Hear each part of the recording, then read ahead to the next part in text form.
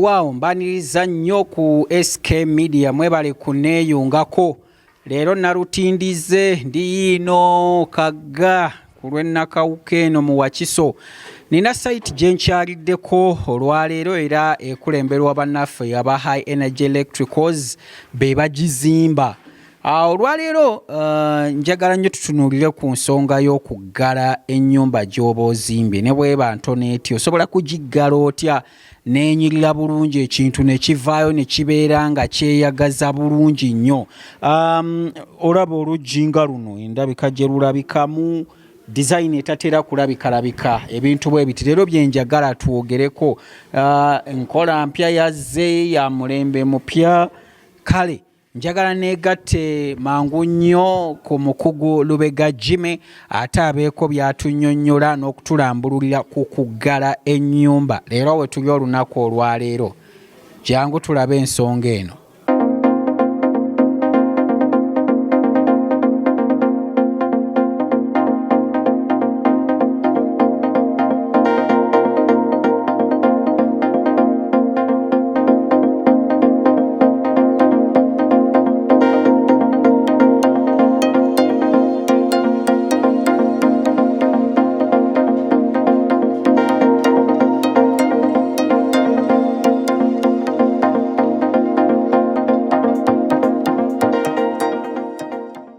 Otyo kyekyo ebigambo obiwulidde.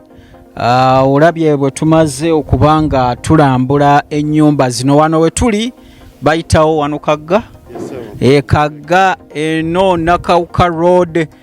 Tuzze okulaba site eno endala abakulu bano gye baliko gye bakwasaganya, era tulabye enkola gye bakolamu, enzigi zaabwe, amadirisa, framing, kubanga kati olwaleero kyekyo kye tuliko. Oggala otya ennyumba n'ebeera ng'enyirira, n'ebeera nga by'otaddeko bigumu ate nga togenda kuddamu kubutaabutana. Yes, kati njagala mukulu Lubega ababuuzeeko, abeeyanjulire, ababulire n'ebikwata ku kampani eno ya High Energy Electricals. Tulabe bwe tugenda mu maaso. Sebo siyo kyesebo bulungi mukulu. Bitambula biti eno tebinnaba bibi yadde n'omulundi n'ogumu mbalaba. Sebo tugikwasaganya site ku site owange kisa kya Mukama n'abantu kutwesiga. Sebo kwasinga si bwesigwa twandibadde osanga n'olwaleero tetuliwa, twandibadde tetuli wano. Sebo amannya Lubega Jimmy nga nvira mu kampani ya High Energy Electricals nga bano bakuzimbira, bakukolera amasanyalaze, bakwokyera enzigi n'amadinisa nga bw'olaba eno ennyumba ffe twageggalira, era nga bw'ojja okulaba ne pipe wakawaayo w'amasanyalaze nti ffe twamwekolera. So saako n'okugamba nti plaster phase oba plastering phase nayo ffe tugenda okuba nga tugyekolera. Bw'obanga oyagala kutunoonyako oba oyagala okutufuna, tusangibwa wali Nansana ku kizimbe Nansana Business Center room number C9. Ate gwe ayagala okulaba ku bintu nga bino ebya metallic, ng'oyagala kujja kulaba ku mutindo gwe twogerako gwe tukola, osobola okutusanga wali ku Kyennabwero okuliraana amafuta ga Total.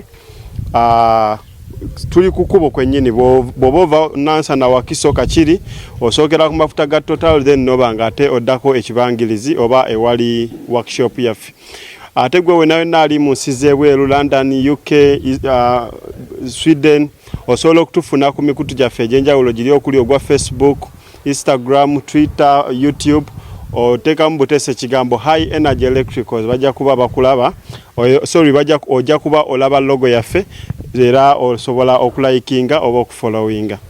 Sebo weewaawo.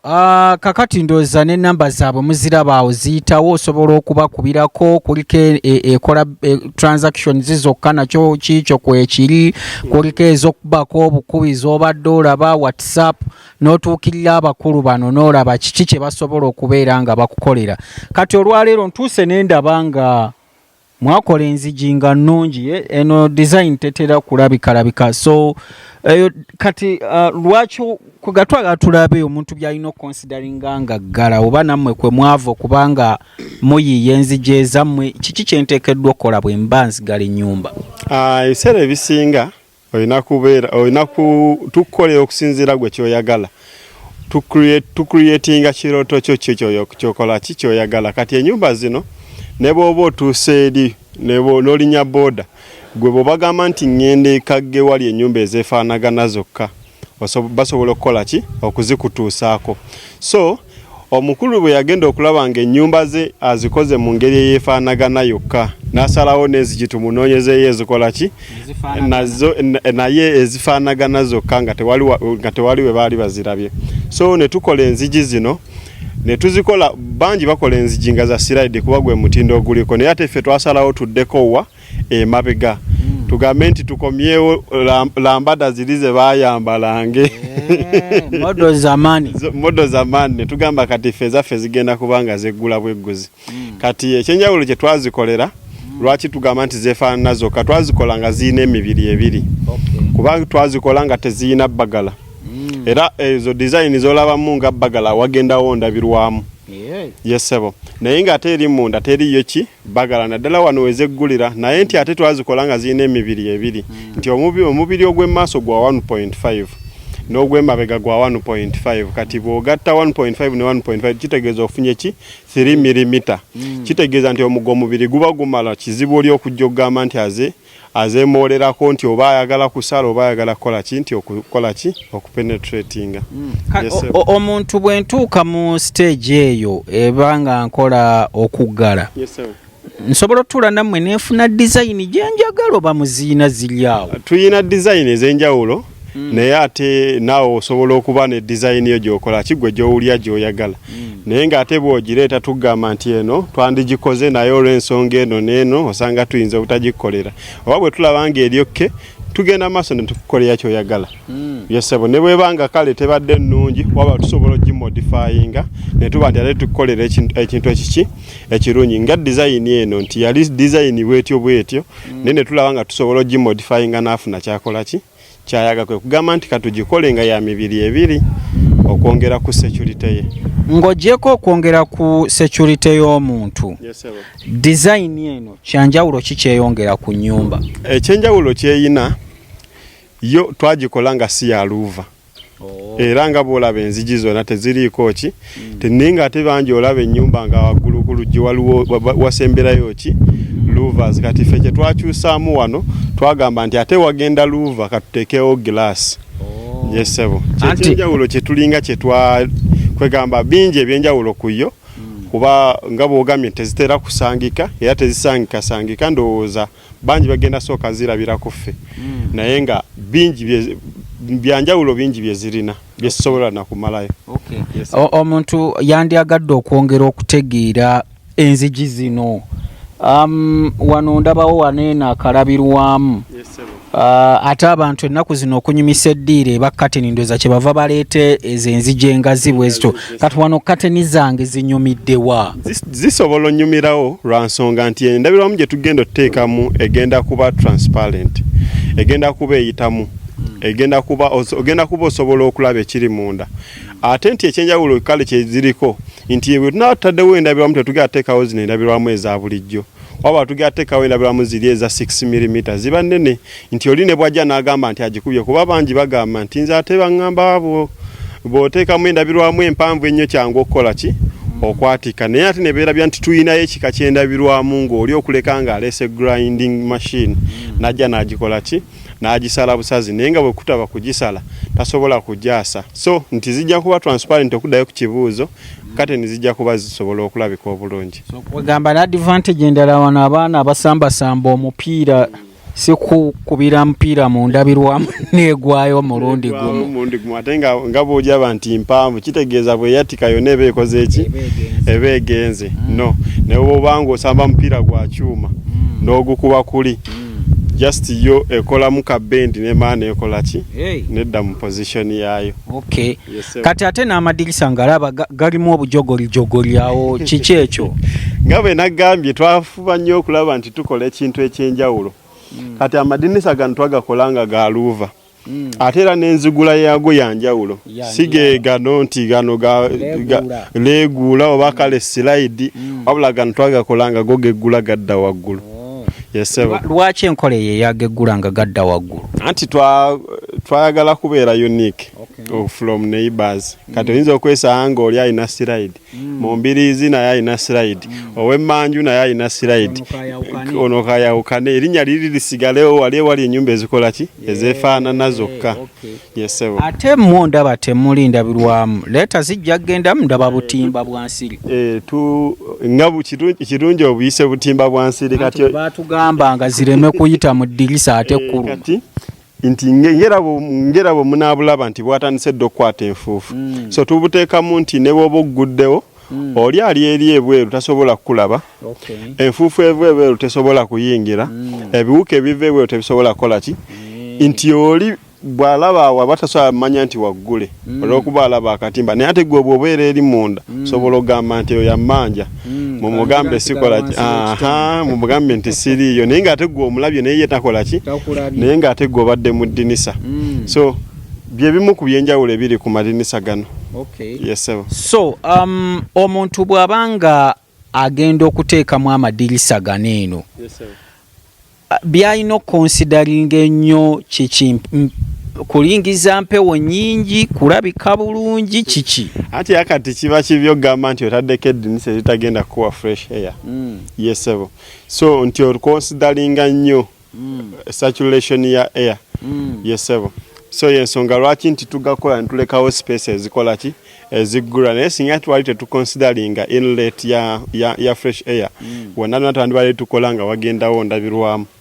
Yesebo. Then waliwo abakola abazimba n'ateekamu amadirisa nga roofers ezo bwenziraba, naye ng'ate enkuba bw'etonnya esobola okuyitamu n'eyingiramu munda. Ebiseera ebisinga ekiviirako ekyo kisinziira wansi wayinza okuba nga waggulu wayinza okuba nga tewaatuuka, ate ebiseera ebimu kiva na kugundi eno akasolya kubeera nga kampi kanu ka ivu kubeera nga kampinga empewo bwefuuwa bweti eyangwa nnyo okuyita mu luva ziri, oba ekitali ekyo kitera bbeera nnyo kundabirwa ku gundi ku madinisa gano aga slide, nti ekireetera ekyo wano endabirwamu wezituula oba shata eno etambula weetuula wabeera tewaatuuka, nti amazzi bwe gayingira gaba galina sayidi gye geekubirako nga gasobola okuggukirawa okuggukira munda. Katugeze ensobi ng'eyo yakolebwa, mpisa aba high energy electricals okuki rectifyinga nga ate mugenda kutikkulako kasolya mu kagolole awo mutandikira wanga tokyusizza nnyo design y'amadirisa. Kati waliwo obuntu bwe tutera okukola era mugenda kubulaba, bulinga kakoofiira tujja ne tubuteeka ku madinisa biti nzigi, naye nga tekaba tekakyusiza beauty ya kintu, tukateekako ne kabeera nti kabanga kakoofiira ebangi bwe babuyita. Kati bw'okateekako enkuba ne bwefuumuuka kati yeeba ekoma ku gundi kali ne kakola ki ne kagazzaayo wansi. Yesebo. Amadirisa gano ndaba gayinamu size ez'enjawulo. Size zivaringa kuki, eddiro liyina size yennene yentono ekisenge sikitegeera. Kaakati amadinisa okubeera nga ga size anjawulo tusinziira kisenge kyenkana kitya. Kuba tosobola kukola ekisenge nga kifunda tino kiteekako eddinisa lya 6x6 oba 5x5. So tusinziira nnyo ku bugazi bw'ekisenge. Ate atosobola kukola ddiro nga gazi nnyo aye n'oliwa budinisa obuki obutono, kuba ebiseera ebisinga ekisenge kinyuma light naddala during the time. Nti tosobola gamba nti atataddeko akantu katono nga naye bw'okatunuulya olaba tekakoresponding nakwokakoze eki kwokatadde. So tusinziira nnyo ku size ya room, even the beauty, nti bwe naateekako ekinene kinanyumirako omanyi bino ebintu bya gundi abeera art. Ogezesa n'ogamba bwe nteekako kano kanaabeera kananyumirako kanaafaanana katya, kanyumiddeko naye empewo eneesobola okuyingira, so ebintu ng'ebyo.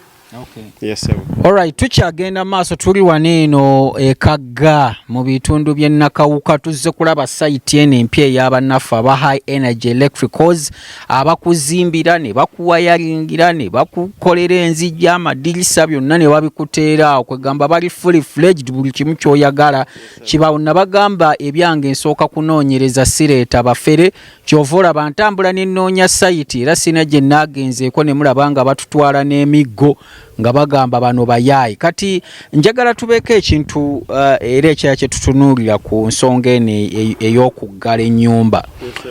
Abantu baneena mbayita abasookerwako, azimbye akayumba ke kuba omuntu yenna kati eno ennyumba emu ku zino ene person asobola okugizimba ng'akola y'akasente. Okuggala kuno omuntu akubalire mu ssente meka nga nkozesezza mmwe kuba amadirisa gammwe design yammwe ndaba ng'ey'ebbeeyi. Kati ekituufu eno design ya bbeeyi lwa nsonga ebigikola byo nga byo twagezaako okunoonya security ne beauty. Kati bw'ogatta security ne beauty waliwo we bituuka nga akabeeyi kalina kukola ki okubeera point blank. Zino enzigi ziri 9/8 mu kubeera 9/8 buli luggi lwamalawo obukadde 3 oluggi lumu lwamala eno design gye njogerako. Naye ng'ate bwe tuba tutunuulidde sayizi zaffe ziri eza bulijjo eza 8x8 oluggi lusobola omalawo akamu 9, lusobola omalawo akamu 2.2, so ebeera range ya akamu 9 ku bukadde 2.20 ng'okoze quality obanga ffe tukikoledde kuba ffe tuyina ebintu bye tukonsideringa nti ne bwe liba ddinisa eryo limu kale kaŋŋambe nti amadinisa 2 owa boda tasobola gavuga nga ffe tugakoze ne bwe liba lya 3x4 ne bwe liba lya 4x4 ne bwe liba 5x5 owa boda tasobola kukola ki nti tuyina omubiri gwe tukolera client waffe nti oli ne bw'anajja n'agamba nti ataddeko magalo okuleka ng'alese grinder si bye ebyuma by'ogenda osanga nga twakozesa 1mm tukozesa okuva ku 1.2 paka ku 1.5 kyobula ngambye nti oluggi olwo amabaati agaliko gali 1.5 n'emabega nteekayo ki 1.5 nojja kwesanga ng'oli ogenda mugamba oluggi lugenda kumalako obukadde 2.20 alabe nga gwaseera naye nga tannatuuka ku site yo wookolera kikyokola nti atuukayo ku site naye namwe nnyini n'alisitulamu nga tasobola ddijja ku ki naye ng'ali kadinisa ka kinaabiro naye kamulemye okujja wansi kyo kikuwa kikye tukola nti tetukola kuyisa budde n'omulala gye nti omanyi waliwo enkola eya next oli akuwadde kamu kitundu n'ogamba next gwe ojja kumpayo kamu 2 n'okola bukozi no omulimu gwaffe tukola ki tugiwa obudde. Roughly ennyumba enaalabika obulungi yeetaaga amadirisa ameka yeetaaga enzigi mmeka? Kisinziira bisenge bimeka.